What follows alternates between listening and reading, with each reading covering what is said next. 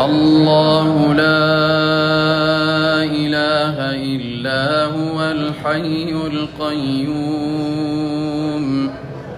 لا تأخذه سنة ولا نوم له ما في السماوات وما في الأرض من ذا الذي يشفع عنده إلا بإذنه يعلم ما بين أيديهم وما خلفهم ولا يحيطون بشيء من علمه إلا بما شاء وسع كرسيه السماوات والأرض ولا يئوده حفظهما وهو العلي العظيم.